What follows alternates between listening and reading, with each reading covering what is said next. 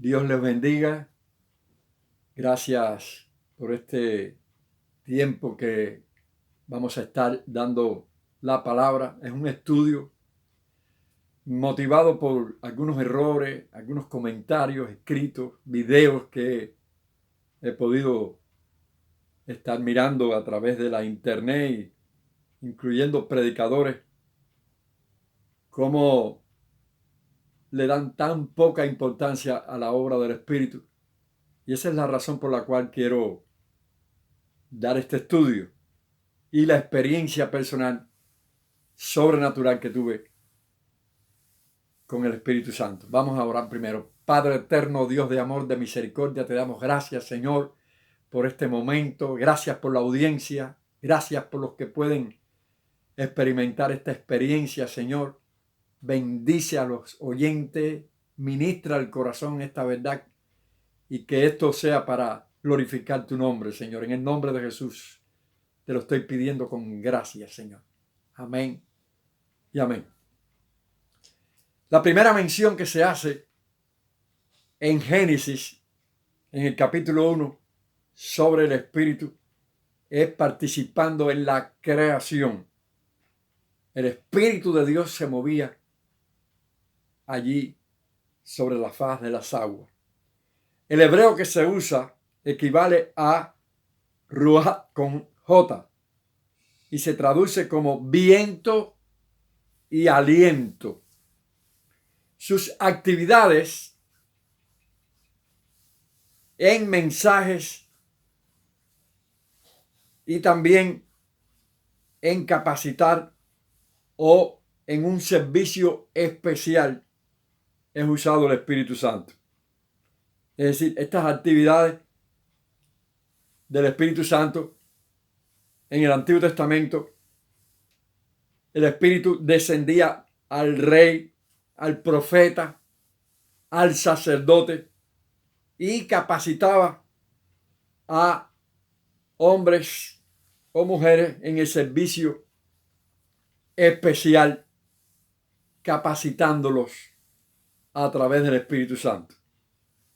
Nunca fue derramado generalmente a toda carne en el antiguo pacto, sino que específicamente a hombres y mujeres escogidos por Dios para una ocasión.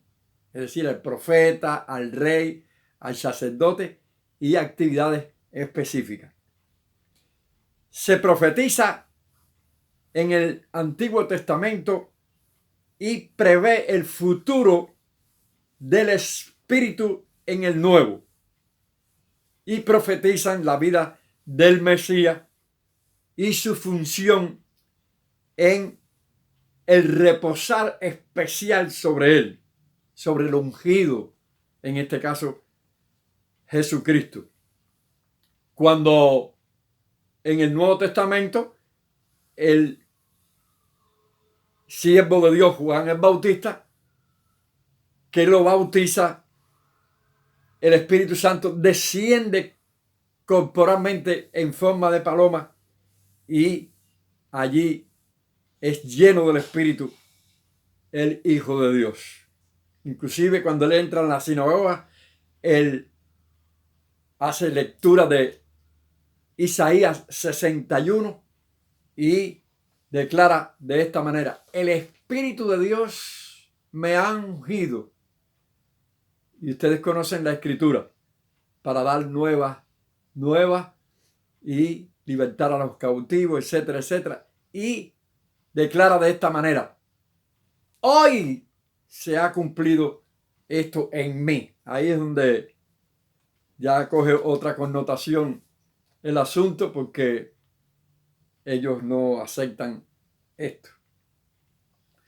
Vamos a estar mirando que esto no solo queda ahí, sino que Cristo promete ya en el Nuevo Testamento la venida del Espíritu y confirma lo de Joel, al igual que Pedro, lo que profetizó Joel en el capítulo 2. Cristo primeramente sopla el Espíritu Santo a los discípulos, es decir, a los discípulos. En el griego se usa enfusao en Juan capítulo 20, verso 22.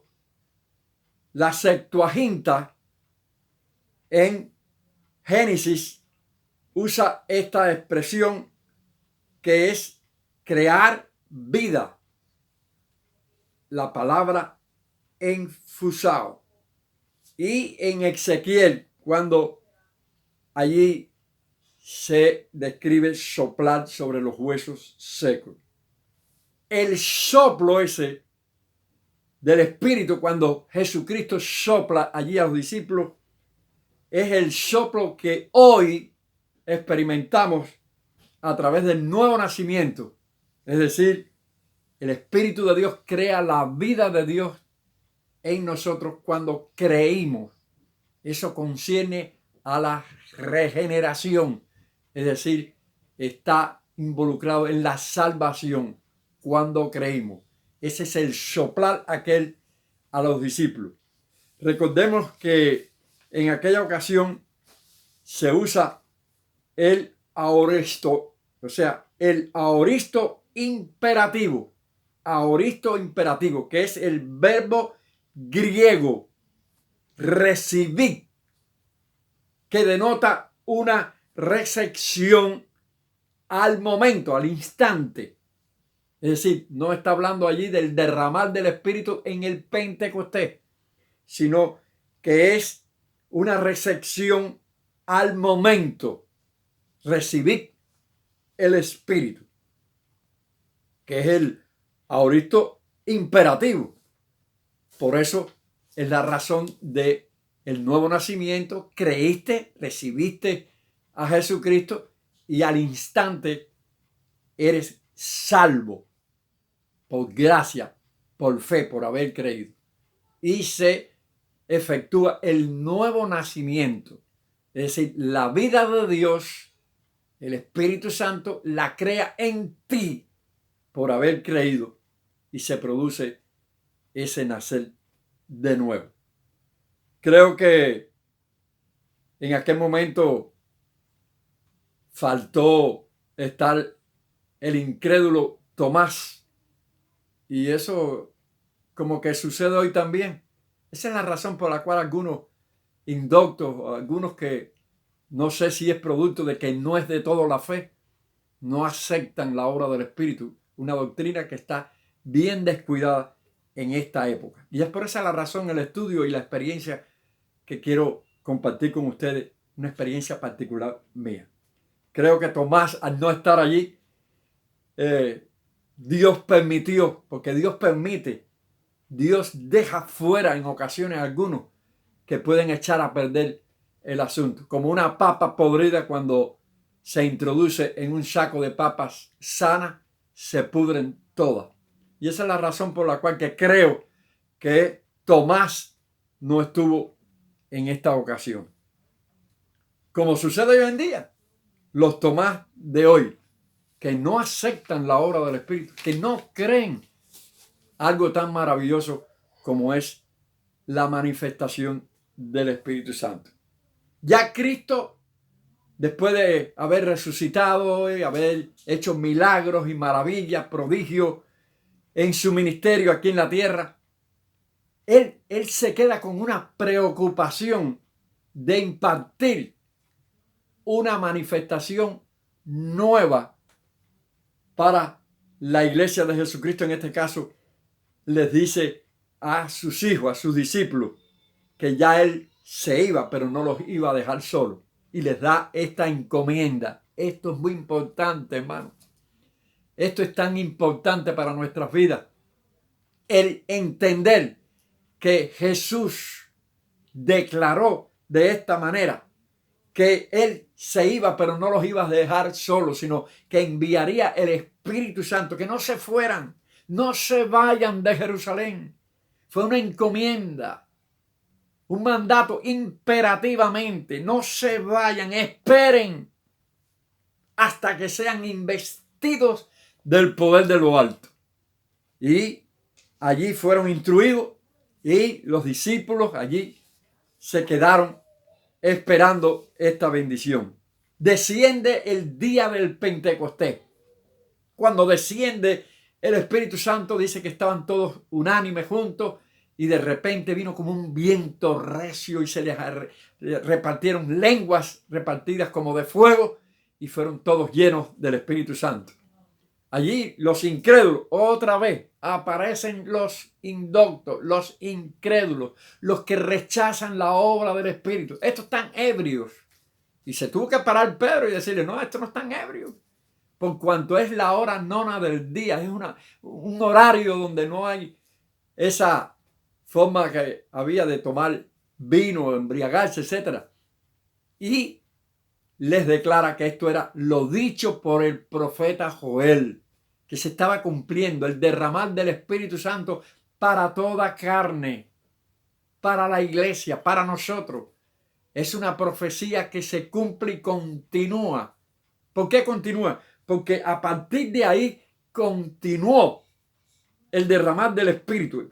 Pedro confirma a través de la palabra allí en Samaria, gentiles que oyen la palabra y les impone las manos, por imposición de las manos. Ya es otra manifestación diferente, porque puede derramarse el Espíritu de muchas formas, porque a Dios no podemos meterlo dentro de una probeta. Y les imponen las manos y reciben el Espíritu Santo. Hermanos, y los fieles de la circuncisión se quedaron atónitos en ver como los gentiles ahora también recibían el don del Espíritu Santo. Dice, porque los oían hablar en otras lenguas.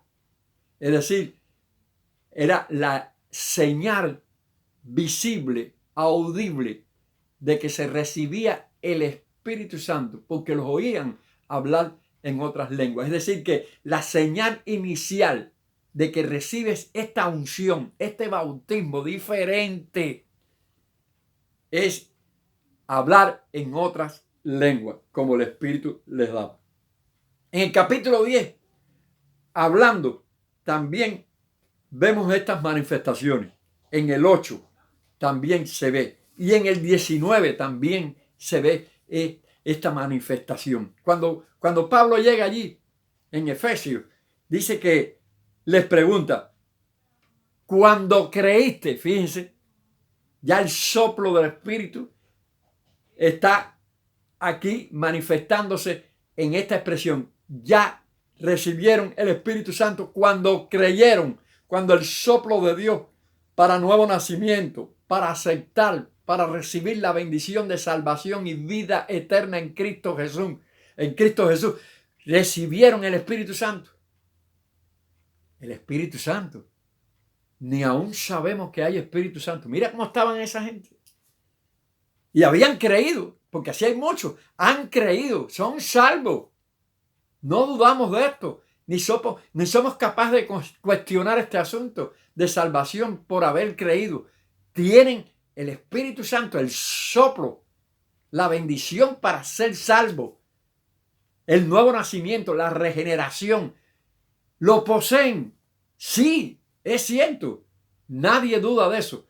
Pero esto de que recibir el bautismo, poder del Espíritu Santo, que es otra cosa, ellos no lo tenían, habiendo poseído ya la bendición de salvación del soplo que habló Cristo en Juan 20:22. Ni aún sabemos que hay Espíritu Santo.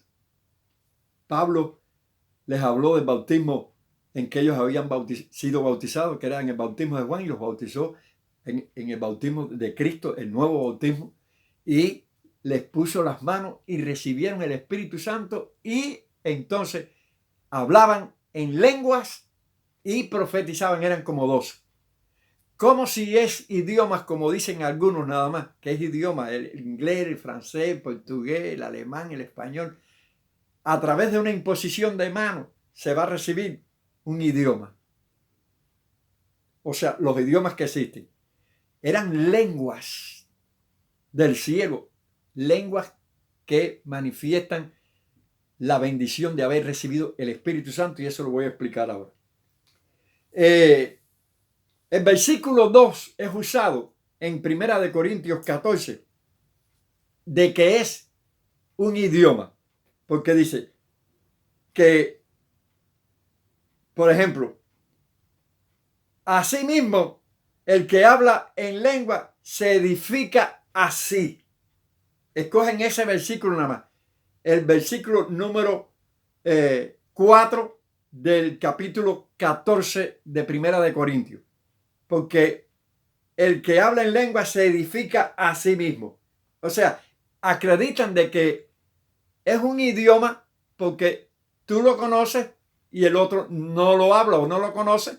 Te edificas tú porque tú sí conoces ese idioma. Y están muy equivocados en cuanto a esto porque no leen el verso 2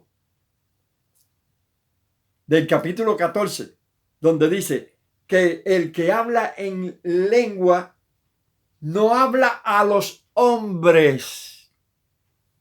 Es decir, que no es un idioma, sino que habla a Dios. Porque habla misterio.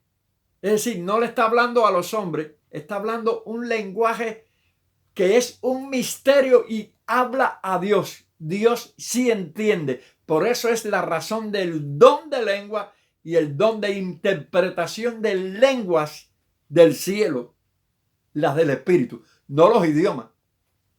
No está hablando aquí de idiomas. Repito, algunos cogen el verso 2 de 1 Corintios para decir que es idioma lo que uno habla aquí en 1 Corintios. No dice, así mismo se edifica. O sea, es el verso 4. Ellos cogen el verso 4 y no leen el 2. El que habla en lengua se edifica a sí mismo. Y ellos acreditan de que eso es un idioma. Pero no leen el verso 2, el verso de arriba, que dice que el que habla en lengua no habla a los hombres. Ve que no es un idioma. Habla a Dios, aunque por el Espíritu habla misterio. Así que los idiomas no son misterios y es para hablar con Dios. Los idiomas es para intercambiar con distintos países, con distintos lugares donde se habla ese idioma. Tú aprendes inglés porque vienes aquí a Estados Unidos y te puedes interrelacionar con o intercambiar palabras con alguien que es de ese país, habla el inglés, al igual que el español en España, en Cuba o en cualquier lugar latino de América que se habla el idioma español. Pero un idioma que es misterio, un lenguaje que es misterio y que habla con Dios. ¿Cuál es el lenguaje de Dios? Hermano, por esa es la razón de que hay que explicar todas estas cosas para que entiendan que Dios sí envió el Espíritu Santo con lenguas angelicales, lenguas celestiales, lenguas que son un misterio, un lenguaje divino para edificar la iglesia. Eso está en 1 Corintios capítulo 14 completo, el orden del culto con respecto a los dones de don de lengua e interpretación de lengua. Seguimos más adelante.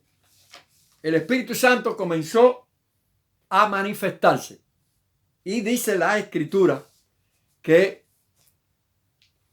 de ahora en adelante, como Hechos 2:39, esa promesa, esa bendición sería para vosotros, para vuestros hijos, para los que están lejos, para los que Dios, el Señor, llamare. Te llamó a ti, es para ti. Es una doctrina descuidada. Es una doctrina maravillosa. Amén. Cuando yo comencé en el Evangelio, yo era un hombre drogadicto, un sinvergüenza, perdido, estaba endemoniado, asaltando, robando, mintiendo, cuántas cosas, hundido en el pecado, como muchos, unos más que otros, pero hundidos en el pecado.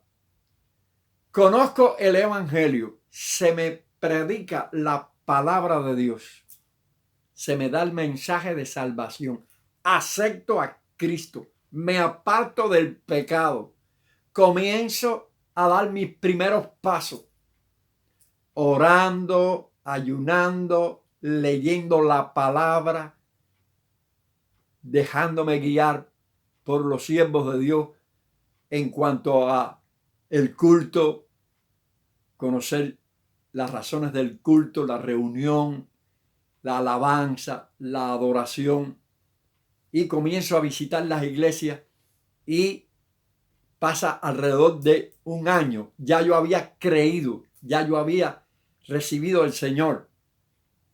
El enemigo no es quien me tiene ahora, me tiene Jesucristo. ¿Cómo si me tiene Jesucristo? Si estoy en la palabra, si estoy visitando la iglesia, si me he apartado del pecado, voy a estar todavía engañado por Satanás. Entonces Cristo, el Espíritu, los siervos de Dios, que Dios usa para ministrar y traer a los pies del Señor a un alma, ¿va a seguir el diablo con el engaño? No, hermano. En ese momento me preocupo, al pasar el tiempo, por el Espíritu Santo, y se me habla de la promesa del Espíritu Santo, del hablar en lengua, cuya señal inicial es esa. Y yo pregunto, ¿y eso es para mí también? Esa es la preocupación. A mí me preocupaba por qué unos lo pueden tener y yo no. Fue para el tiempo del Antiguo Testamento. David lo tenía, siervos de Dios, los profetas, los sacerdotes, etcétera, etcétera. Se derramó el Espíritu Santo el día del Pentecostés, los discípulos, los gentiles. Continúa esa bendición. Y ahora, en esta dispensación, en este tiempo, para esta hora, para este minuto, eso se va a esfumar, se va a desaparecer. Esa promesa continúa y se me predica que es para mí, y yo lo acepto y comienzo a investigar y me preocupo por recibirlo.